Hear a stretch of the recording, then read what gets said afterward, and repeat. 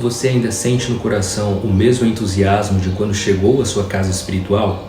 Quando reencontra seus irmãos de fé, sente alegria ou estranhamento? Por que você escolheu este caminho? E o que você tem feito para permanecer nele com firmeza, com humildade, com verdade? Essas perguntas não são julgamento, são um convite à reflexão, porque todo caminho sagrado exige sintonia e a falta dessa sintonia pode se tornar o primeiro passo para uma ruptura. Quando você escolhe uma caminhada espiritual coletiva, a casa religiosa que você escolhe, o local onde você é instruído e consagrado naquele caminho, se torna uma extensão do que a gente chama de eixo sagrado. No paganismo brasileiro, o eixo sagrado não é só um símbolo, ele representa a ligação entre o alto e o baixo, entre o divino e o humano, entre o espírito e o material, entre o indivíduo e a comunidade. Por isso, um templo ou casa religiosa, no contexto Piaga, é uma projeção viva desse eixo. Ela tem uma força espiritual que emana dos deuses e espíritos que ali residem, que ali guiam, que ali conduzem. E essa energia não circula por acaso. Ela se organiza em harmonia através de uma série de fatores que precisam ser considerados. A exemplo da liderança de um sacerdote, do respeito entre os membros e suas peculiaridades, das normas rituais, do aprendizado transmitido passo a passo. Tudo isso está permeado de uma hierarquia espiritual e moral que ajuda a conduzir qualquer casa pagã ao redor de um eixo sagrado. Na minha experiência enquanto sacerdote, eu tenho percebido ao longo dos anos que sempre ocorrem desalinhamentos quando se busca fora o que já é ofertado dentro. Isso me faz lembrar muito um ditado que é muito famoso, mas eu particularmente não me agrado.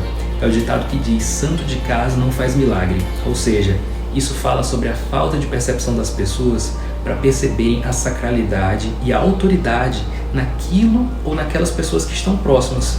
Quando o membro de uma casa ou templo, ao invés de buscar o diálogo com seu próprio sacerdote, começa a buscar conselhos, doutrinas ou até iniciações em outras casas, em outras escolas ou até mesmo fora do contexto espiritual, o que acontece naturalmente é uma ruptura no eixo. É como se alguém tentasse acender uma vela no sol do meio-dia, ignorando que já existe um fogo que arde dentro da própria casa.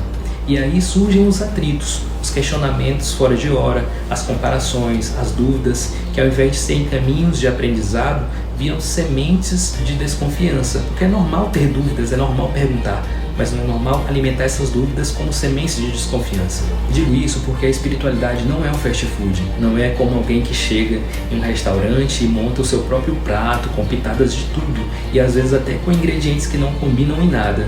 Cada casa tem o seu espírito, tem sua missão, tem o seu caminho, e se você entra nela, você precisa se alinhar ao que ela representa. Tenho até visto algumas pessoas dizerem que no paganismo não há hierarquia, que não há regras, e isso é um discurso que não condiz com a verdade.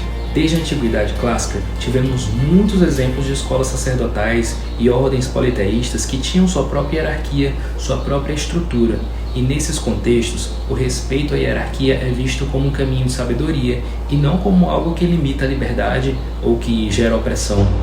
Eu não posso falar aqui de hierarquia por todas as vertentes neopagãs, mas eu posso dizer que sim, o piaganismo tem hierarquia.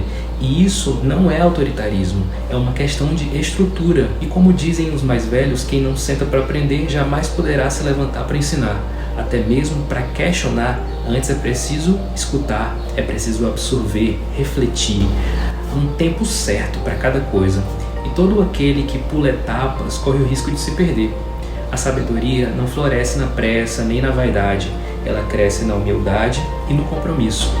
Se você sente que se afastou, que se desencontrou, não tenha vergonha de pensar sobre isso, pois é uma etapa importante para que você reencontre o entusiasmo de estar em comunhão com os seus irmãos e com os deuses que conduzem o seu caminho, o seu templo. Uma casa espiritual não é um clube, nem mesmo é uma praça de debates. Algumas questões devem ser tratadas fora do eixo sagrado. Um templo é um solo sagrado onde cada passo deve ser dado com respeito, com fé, com propósito. Por isso, eu trouxe aqui essa reflexão sobre o compromisso com o caminho escolhido. Se você escolher um caminho, honre esse caminho, não pelas pessoas, mas pelos deuses, pela sua própria alma, porque estar em uma casa espiritual é um privilégio. Não desperdice essa possibilidade tentando carregar várias âncoras ao mesmo tempo. Aprofunde-se, aprenda, sirva, e quando chegar a sua hora, você também poderá ensinar, com verdade, com força e com a bênção dos que vieram antes de você, pois isso reforça a vivência da ancestralidade, que é um dos pilares da nossa fé pagã brasileira. Se você acredita que alguém também precisa ouvir essa mensagem, compartilhe este vídeo. Uma abençoada semana ao Eterno.